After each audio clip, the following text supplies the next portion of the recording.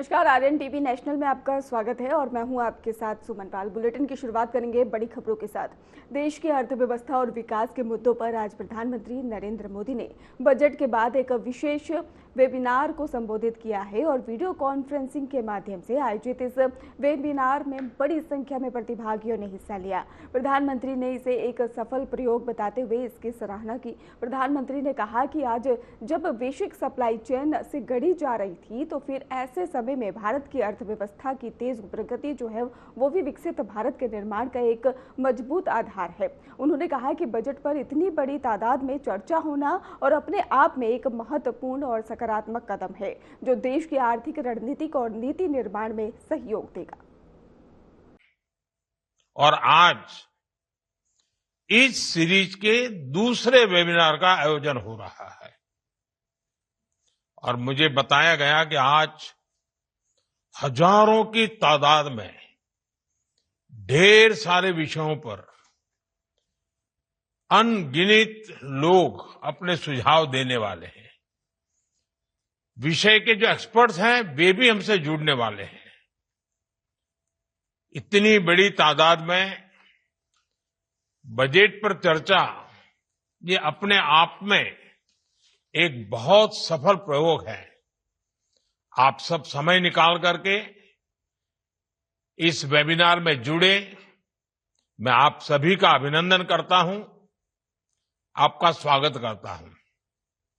इस वेबिनार की थीम देश की इकोनॉमिक ग्रोथ को निरंतर मजबूती देने से जुड़ी हुई है।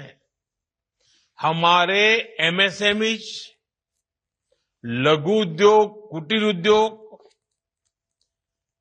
इतना ही नहीं हमारे छोटे बड़े शहर ये अर्थव्यवस्था के पिलर्स के तौर पर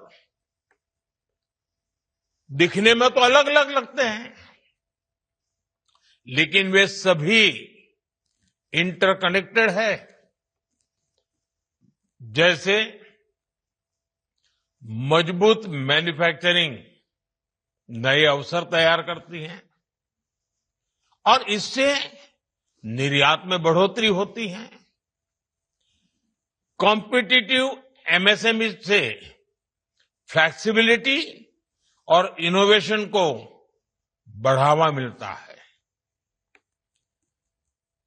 बेहतर लॉजिस्टिक्स से लागत कम होती है। वेल प्लान शहर, इन्वेस्टमेंट और टैलेंट दोनों को अपनी ओर खींचते हैं। इन सभी पिलर्स को इस साल के बजट ने बहुत मजबूती दी है। लेकिन साथियों, कोई भी दिशा अपने आप परिणाम नहीं बन जाती। जमीन पर बदलाव तब आता है जब इंडस्ट्री, फाइनेंशियल इंस्टीट्यूशंस, राज्य सरकारें मिलकर उसे वास्तविकता बनाते हैं। मेरी अपेक्षा है राजस्थान के कोटा में होली का रंग और उमंग देखने के लायक रहा, जहां पर लोकसभा अध्यक्ष ओम बिरला ने आज कैथुनी पोल में स्थानीय लोगों के साथ में होली का उत्सव मनाया और ओम बिरला ने गांव के बच्चों और बुजुर्गों के साथ रंग खेला, स्थानीय परंपराओं का अनुभव भी लिया। इस अवसर पर उन्होंने लोगों को होली की शुभकामनाएं दी है और कहा कि पर्व न केवल रंगों का त्योहार है बल्कि भाईचारे, मेलजोल और सामाजिक सौहार्द का भी संदेश देता है। स्थानीय लोगों ने भी इस अवसर को खास बनाने के लिए ढोल, नगाड़ों और होली गीतों का आयोजन किया। बच्चे, युवा और बुजुर्ग सभी ने मिलकर रंगों और गुलाल के साथ में होली की खुशियों को दोगुना कर दिया।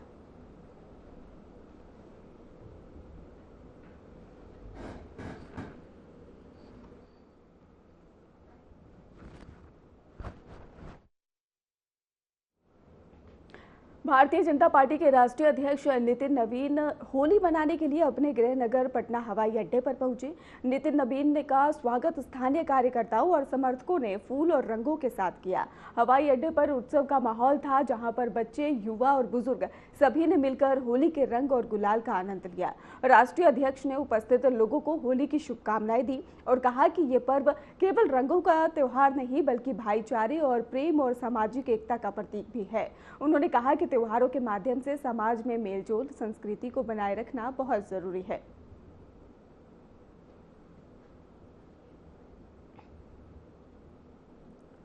दिल्ली के दिल कनॉट प्लेस में फूलों की रंगीन दुनिया बिखरी हुई नजर आई। राजधानी की मुख्यमंत्री रेखा गुप्ता ने यहां पर सेंट्रल पार्क में आयोजित एनडीएमसी फ्लावर में यहां पर फेस्टिवल का भव्य उद्घाटन भी किया है और ये समारोह राजधानी वासियों के पर्यटकों के लिए एक खूबसूरत आकर्षण का केंद्र बन गया है। मुख्यमंत्री रेखा गुप्ता ने कहा कि ये फ्लावर फेस्टिवल न केवल प्रकृति की सुंदरता का उत्सव है, बल्कि दिल्ली वासियों को हरियाली और स्वच्छ वातावरण के महत्व का संदेश भी देता है। उद्घाटन के दौरान पार्क में कई तरह के फूलों के आकर्षक सजावट और 3D फ्लावर इंस्टॉलेशन और रंग बिरंगे बोटैनिकल गार्डन जैसे देखे जा सकते हैं।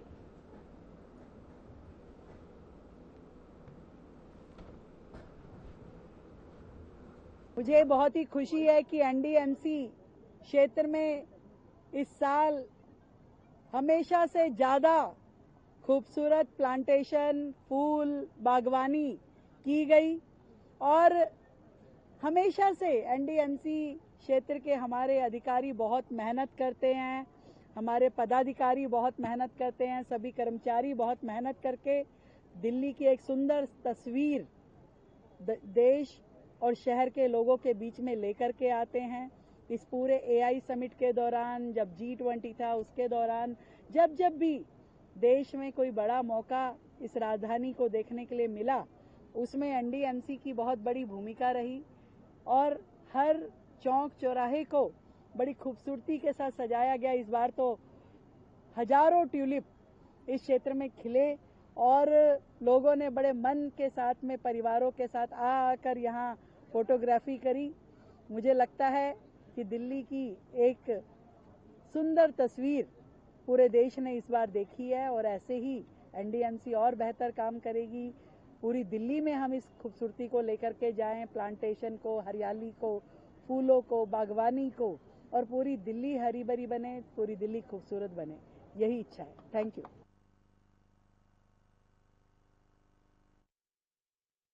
राज्य में बढ़ती आपराधिक घटनाओं को लेकर सियासत तेज हो गई है। विपक्ष सरकार पर कानून व्यवस्था को लेकर सवाल खड़े कर रहा है, तो वहीं पर सरकार अपनी कार्रवाई का दावा कर रही है। इस बीच में हरियाणा के मुख्यमंत्री नायब सिंह सैनी ने कानून व्यवस्था के मुद्दे पर बड़ा बयान दे दिया है।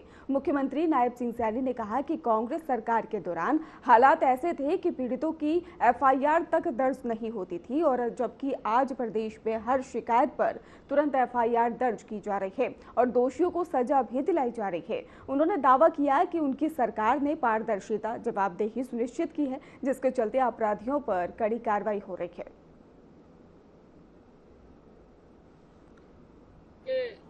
उनके समय में तो एफआईआर भी दर्ज नहीं होती थी, खुर्द-बुर्द कर देते थे, किसी को ऊपर अत्याचार होता था।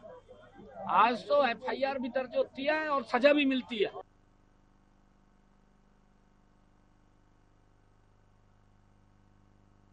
और जनता की भलाई को लेकर मुख्यमंत्री नायब सिंह सैनी ने महत्वपूर्ण बयान दे दिया और उन्होंने कहा कि प्रधानमंत्री नरेंद्र मोदी ने हाल ही में ये बात कही थी कि बड़ी संख्या में भारतीय लोग शादियों के लिए विदेश जाते हैं। इसके जवाब में सीएम सैनी ने कहा कि राज्य के विवाह स्थलों में ऐसी सुविधाएं विकसित की जाए कि लोगों को विदेश जाने की आवश्यकता ही न पड़े, उन्हें ये सभी सुविधाएं यहीं उपलब्ध हो। और इसके साथ ही मुख्यमंत्री ने राज्य के बजट पर भी प्रतिक्रिया दी। उन्होंने कहा कि कल पेश किए गए बजट में हर वर्ग का ध्यान रखा गया। महिलाओं, युवाओं, किसानों और गरीबों सभी के हितों को ध्यान में रखकर योजनाओं और वित्तीय प्रावधानों का समावेश भी किया गया।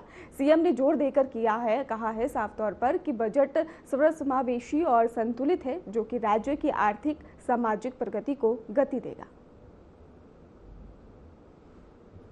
आदरणीय नरेंद्र मोदी जी ने पिछले दिनों एक वाक्य कहा था। उन्होंने कहा था कि हमारे भारत के लोग विदेशों में बड़ी संख्या में शादियां विदेशों में जाकर के करते हैं, वो डेस्टिनेशन यहाँ खड़े होने चाहिए जो उन सुविधाओं से सुसज्जित हों ताकि हमारे भारत के लोग बाहर ना जाएं, उनको यहीं पर वो सुविधाएं मिले। कल बजट के अंदर मैंने प्रावधान किया कि हम एक पिंजौर, खरखौदा और एक मानेसर के अंदर 3 वेडिंग डेस्टिनेशन खड़े करेंगे, जिससे कि विदेश के लोग भी यहाँ शादियों के लिए आएं। वो व्यवस्था हम यहाँ खड़ी कर रहे हैं, हमारे लोग बाहर ना जाएं। और आदरणीय प्रधानमंत्री जी ने कल जो ये विषय चल रहा है उसके ऊपर वो भी देख रहे हैं, उन्होंने बात भी किया है। जो बजट आज हर वर्ग के लिए कल प्रस्तुत किया गया है उसमें महिलाओं का ध्यान रखा गया है, युवाओं का ध्यान रखा गया है, किसान का ध्यान रखा गया है, गरीब का ध्यान रखा गया है। इन 4 पिलरों को सशक्त और मजबूत करने वाला ये बजट है। हर वर्ग का ध्यान रखा है और आने वाले समय के अंदर विकसित हरियाणा गति से आगे बढ़ेगा।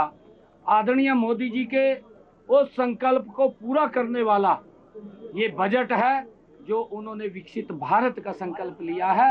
उस संकल्प को मजबूती से हरियाणा सशक्त करने का काम करेगा। उत्तराखंड में आगामी कार्यक्रमों को लेकर तैयारियों का दौर जोरों शोरों से है। मुख्यमंत्री पुष्कर सिंह धामी ने केंद्रीय गृह मंत्री अमित शाह के साथ ही प्रस्तावित दौरे की व्यवस्थाओं का जायजा लिया है। जानकारी के अनुसार केंद्रीय गृह मंत्री अमित शाह 7 मार्च 2026 को उत्तराखंड के हरिद्वार का दौरा करेंगे और इस दौरान ही उन्हें राज्य सरकार की 4 वर्षों की उपलब्धियों और विकास परियोजनाओं और कई प्रदर्शनी स्टॉल्स के माध्यम से प्रस्तुत किया जाएगा।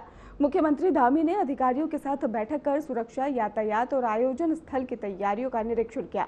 उन्होंने सभी विभागों को निर्देश दिए कि कार्यक्रम सुचारू रूप से और प्रभावी ढंग से संपन्न हो ताकि हरिद्वार के नागरिक और आगंतुक इसे आसानी से देख और अनुभव कर सके।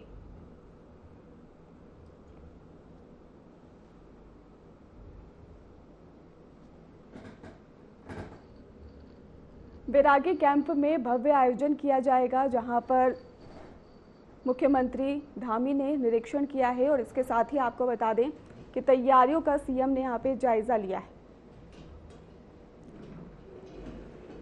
तैयारियों को लेकर जायजा लेते सीएम नजर आए। बैरागी कैंप में भव्य आयोजन किया जाएगा और इसके साथ ही अमित शाह के दौरे को लेकर तैयारियां भी खास नजर आ रही हैं और तेज नजर आ रही हैं।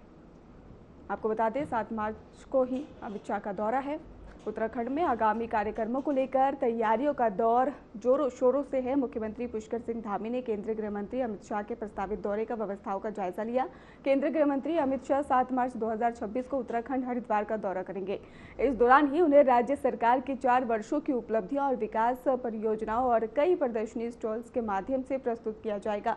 मुख्यमंत्री धामी ने अधिकारियों के साथ में बैठक कर सुरक्षा, यातायात और आयोजन स्थल की तैयारियों का निरीक्षण किया। उन्होंने सभी विभागों को निर्देश दिए कि कार्यक्रम सुचारू रूप से और प्रभावी ढंग से संपन्न हो ताकि हरिद्वार के नागरिक और आगंतुक इसे आसानी से देख और अनुभव कर सके।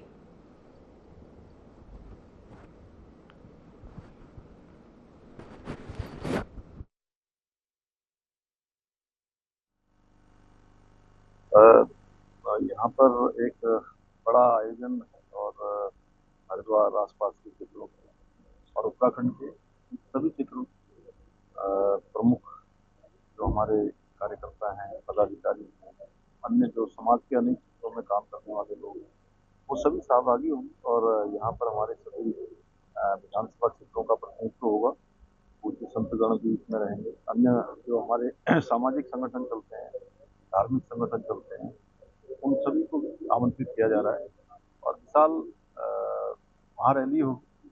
आप देख ही रहे हैं, इसकी तैयारी बड़े स्तर पर चल रही है और इसमें मुख्य रूप से बीएनएस में जो बदलाव हुए, बीएनएस जो भारतीय न्याय संहिता में 3 कानून आए हैं, उन 3 कानूनों के आने से जिस प्रकार से जनता की सुविधाएं बढ़ी हैं, उनके लिए न्याय त्वरित गति से मिलने लगा है, प्रभावी तरीके से हुआ है, उसकी यहाँ पर एक प्रदर्शनी भी लगाई जा रही है और उसका पूरा एक पुलिस विभाग और भारत सरकार के प्रतिनिधि उसका संयोजन कर रहे हैं। इसके अतिरिक्त जो पिछले सालों में डबल इंजन की सरकार ने जो काम किए हैं, जो उपलब्धियां उत्तराखंड राज्य की रही हैं, उसका भी यहाँ पर एक आयोजन होगा। बहुत उत्साह है लोगों में और बड़ी तैयारियां हो रही हैं। होली का भी त्योहार है, उसके बावजूद भी लोगों में बहुत इस 7 तारीख के कार्यक्रम को लेकर अत्यधिक जोश है। 4 साल की बात है। देखिए, चुनाव तो अपने समय से होगा ही, लेकिन हम लोग जो काम अभी तक हुआ है वो सब काम भी जनता के सामने लगातार रखते आए हैं। तो इस बार भी रखेंगे। ये कालखंड हो रहा है, इस कालखंड का और आने वाले समय की जो हमारी रूपरेखा है वो भी उत्तराखंड की जनता के सामने रखेंगे। ईरान युद्ध के नहीं, उसके लिए हम विदेश मंत्रालय के लगातार संपर्क में हैं और हमारा जो दिल्ली का आरती कार्यालय है वो लगातार उस पर काम कर रहा है। अनेक लोगों से वहाँ संपर्क भी किया गया है। सभी को सुरक्षित निकालने के लिए हम पीएमओ से भारत सरकार के जो विदेश मंत्रालय हैं, अन्य जो वहाँ पर इनका कोऑर्डिनेशन करने वाले लोग हैं, उन सभी के संपर्क में हैं। हमारा प्रयास है सभी को सुरक्षित निकालने। बहुत पहले से हम लोगों ने प्रारंभ कर दी थी और सभी तैयारियां पूरी हो गई हैं। अंतिम चरण में उसकी तैयारियां हैं।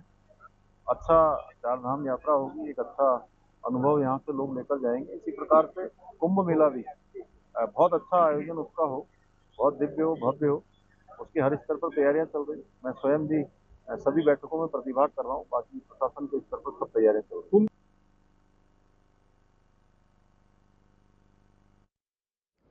हिमाचल के मुख्यमंत्री सुखविंदर सिंह सुक्खू ने केंद्रीय वित्त मंत्री निर्मला सीतारमण से बैठक की और राज्य के बजट पर पड़ने वाले संभावित प्रभावों पर चर्चा की है। मुख्यमंत्री सुक्खू ने बैठक के बाद ही मीडिया से बातचीत में कहा कि उन्होंने वित्त मंत्री से अनुरोध किया है कि 16वीं वित्त आयोग द्वारा आरडीजी यानी कि राज्य घाटा अनुदान को बंद करने में हिमाचल प्रदेश के बजट पर करीब 15% असर पड़ेगा। उन्होंने कहा कि इस कदम का प्रभाव राज्य की कई योजनाओं और विकास कार्यों पर पड़ सकता है।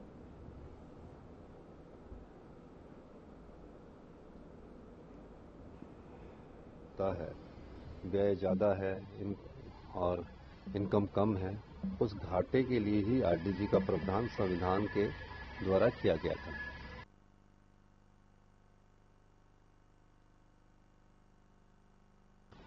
और मैंने उनसे अनुरोध किया कि 16 फाइनेंस कमीशन द्वारा जो आरडीजी बंद की गई है उसका हिमाचल के बजट में बहुत बड़ा इम्पैक्ट पड़ेगा। तकरीबन 15% के करीब बजट में इम्पैक्ट होगा। तो मैंने कहा माननीय वित्त मंत्री जी से कि हमारी इस समस्या का आप समाधान कीजिए और निश्चित रूप से प्रदेश की कई योजनाओं पर उसका प्रभाव पड़ेगा, क्योंकि जिस राज्य का रेवेन्यू बहुत कम होता है, व्यय ज़्यादा है और इनकम कम है, उस घाटे के लिए ही आरडीजी का प्रावधान संविधान के द्वारा किया गया था। और मैंने उनसे अनुरोध गोवा में होली की खुशियां मुख्यमंत्री प्रमोद सावंत के घर भी देखने को मिली। प्रमोद सावंत ने अपने परिवार और पड़ोसियों के साथ मिलकर रंगों और गुलाल से होली मनाई। सीएम सावंत ने बच्चों और बुजुर्गों के साथ मिलकर पारंपरिक ढोल धमाके के साथ ही होली गीतों के साथ उत्सव की रौनक बढ़ाई है। उन्होंने सभी को होली की शुभकामनाएं दी और कहा कि ये पर्व सिर्फ रंगों का नहीं बल्कि भाईचारे, प्रेम और सामाजिक एकता का पर्व है। और इसके साथ ही मुख्यमंत्री के साथ उनके परिवार ने भी इस अवसर को खास बनाया। पड़ोसियों ने भी इस रंगीन आयोजन में सक्रिय भागीदारी दिखाई, जिससे मोहल्ले में एकता और सामूहिक उत्साह देखने को मिला।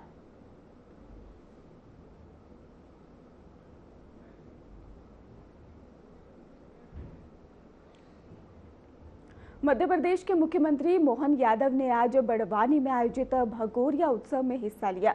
उन्होंने भीलट देव मंदिर में ही यहां पर पूजा अर्चना की और स्थानीय लोगों के साथ में उत्सव की खुशी साझा की। मुख्यमंत्री ने कहा कि भगोरिया उत्सव हमारी संस्कृति, परंपराओं और जनजातीय समुदाय की समृद्ध धरोहर का प्रतीक है। उन्होंने इस शुभ अवसर पर सभी प्रदेशवासियों को उत्सव की शुभकामनाएं दी हैं। इस दौरान मुख्यमंत्री ने यह भी कहा है कि इस तरह के सांस्कृतिक कार्यक्रम समाज में भाईचारा और एकता को भी मजबूत करते हैं।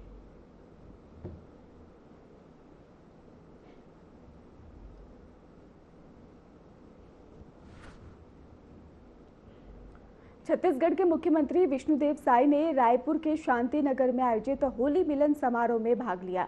इस अवसर पर मुख्यमंत्री ने उपस्थित नागरिकों, बुजुर्गों और बच्चों को होली की हार्दिक शुभकामनाएं दी। समाज में भाईचारा, सौहार्द और सामाजिक समरसता बनाए रखने का संदेश दिया। समारोह में रंगों के साथ में सांस्कृतिक प्रस्तुतियां, लोकगीत और पारंपरिक कार्यक्रमों का आयोजन किया गया।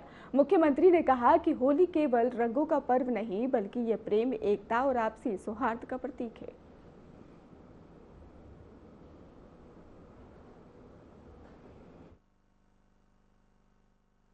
होली का त्योहार, ये रंगों का त्योहार है, तो बहुत बहुत शुभकामना। हमारा सबला आपस में मेल प्रेम से रहना है, मिल के रहना है और अपने धरसीमा विधानसभा और छत्तीसगढ़ ला बहुत आगे बढ़ाना है। और हमन अभी 2 दिन पहले ही, क्योंकि हमारे छत्तीसगढ़ धान के कटोराए 80% से ज्यादा लोगन मन के जीविका खेती पर आधारित है, तो मन के होली ठीक से मन जाए ओकर लिए जो मन के अंतर के राशि रही से 25,28,000 किसान मन के 10,324 करोड़ रुपया भी 2 दिन पहले उनके खाता में भेजे हैं।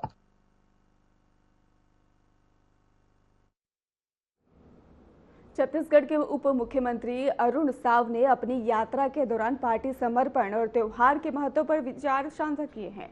आपको बता दें कि अरुण साव ने कहा कि वे और उनके साथी भारतीय जनता पार्टी के समर्पित कार्यकर्ता हैं। उन्होंने बताया कि पार्टी उन्हें जो भी जिम्मेदारी सौंपती है, जहां भी काम करने को कहती है, वे नियमित और पूरी निष्ठा के साथ में उसका निर्वाह करते हैं। उनके इस बयान में संगठन के प्रति प्रतिबद्धता और राजनीतिक समर्पण की झलक दिखाई दी। भारतीय जनता पार्टी के कार्यकर्ता हैं। पार्टी जो जो काम बताती है, जहां जहां काम बताती है, नियमित रूप से उन कामों को करते हैं। और अन्य राज्यों के कार्यकर्ता भी हमारे राज्य में जब चुनाव होता है तो आते हैं, काम करते हैं। उसी तरह से हम लोग भी जहां जहां पर पार्टी ने हम सब लोगों को भेजा है, वहां जाकर वहां के कार्यकर्ताओं के साथ मिलकर पार्टी के पक्ष में काम कर रहे हैं। रंगों का पर्व, उमंगों का पर्व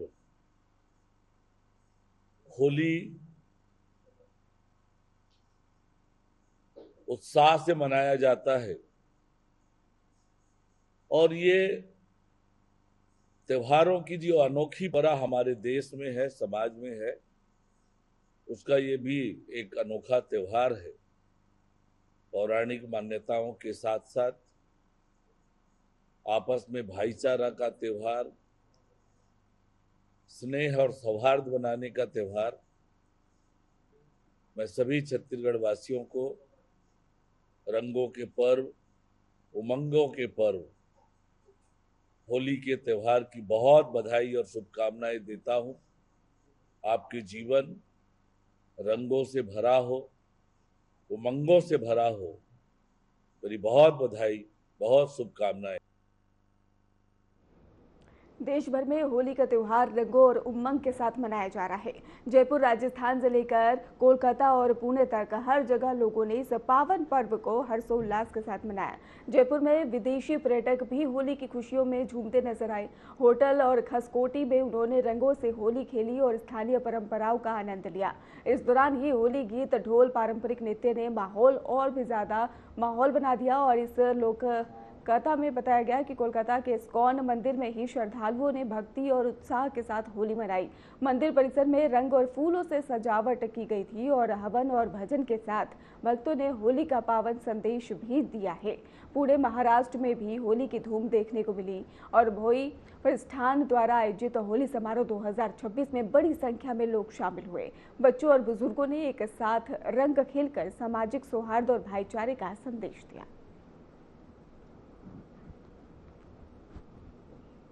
देश भर के कई प्रमुख शहरों में होलिका दहन और होली उत्सव धूमधाम से मनाया गया। झारखंड और राजस्थान में लोगों ने बड़े उल्लास के साथ ही होलिका दहन किया और ओडिशा में जगन्नाथ मंदिर में विशेष होलिका दहन समारोह का आयोजन हुआ, जहां पर श्रद्धालुओं ने रंग गुलाल के साथ होली का जश्न मनाया। मध्य प्रदेश के सराफा बाजार में 17 फीट ऊंची होलिका बनाई गई और जिसे सजाया और धजाया भी गया और इसके साथ ही उत्तर प्रदेश और महाराष्ट्र में भी श्रद्धालु और नागरिकों ने होलिका जलाकर होली का आनंद लिया। मौके पर सभी ने एक दूसरे को होली की शुभकामनाएं दी और पर्व की खुशियां साझा की। आयोजकों ने सुरक्षा और व्यवस्थाओं का विशेष ध्यान भी रखा। तो तस्वीरें आपको दिखा रहे हैं जहां पर होलिका दहन किया गया।